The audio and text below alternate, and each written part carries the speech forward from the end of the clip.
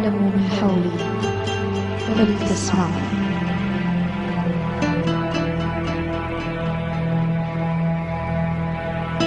طالعين عني ان انا مريضة نفسيا، ان انا متخلفة عقليا، بس لا، انا ما همني كلام الناس، انا همني ان انا واثقة من نفسي، واثقة من نفسي ان انا انسانة ماني متخلفة.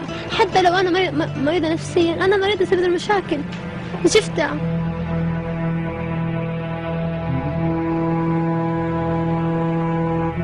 يأتون إلى الحياة يسكنهم الألم،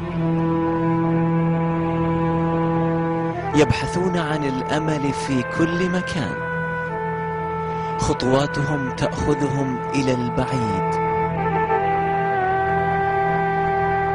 يتجرعون الأسى. كانت تضربني في الأسلاك، في العصايات، في السكينة هنا، كانت تحبسني بالحمام بين الوساخة. لما أكل حقهم أنا أكل أكل الزايد، ما تخليني أكل معهم. لو قعدت أكل ما تخليني أكل. لما هم يأكلوا يدوني الزايد، لما أنا فوق الثلاجة وأكل تضربني. ولما أبوي يكون مسافر مو فيه ما تخليني أنام معاه في الغرفة. أنام في الحمام أو جنب الحمام. لما أبوي فيه لا تخليني أنام عادي. أبوي كان يعني إنه ضرب، يسألها ليش ضربتيها؟ تقول سوت كده وأنا ما أقدر أتكلم. إنه لو تكلمت قلت له كذابة، لو أبوي خرج أنا راح أنضرب.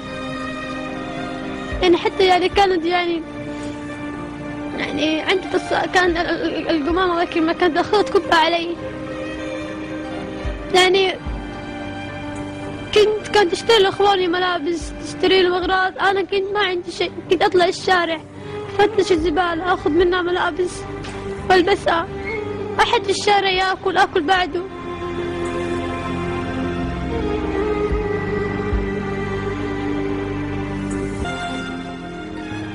تكلم أسأل أمي وين أنت من الشارع، أنت ما عندك أم. كانت تحاول تشوهني، طعنتني هنا إيه شق.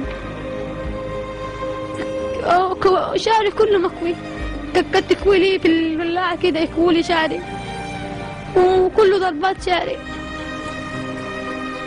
تحمل اسما ليس لها، سعيدة، طفلة كتبت عليها التعاسة والعناء. كل ما صار أبوي يقول هذه أمك، طب هذه أمي تسوي فيها كده؟ ما في أم تسوي بنتها كده. صح في أم تضرب، ما في أم تسوي سوته فيا. كنت أسكت كذا. كم مرة أبوي كانت تحاول تقول لي خذ السكينة اقتلي نفسك، تبي بتموت، تبي ترتاح، خذ السكينة. كنت أرفض.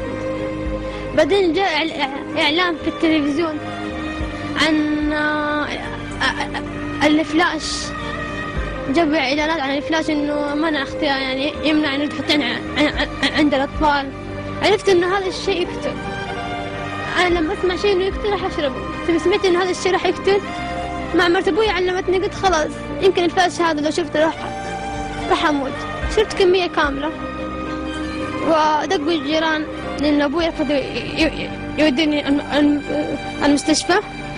الجيران دقوا على أخوي، أنا عند أخوي كان معي طيب قبل ما يتجوز، كان يعرفوني ما كان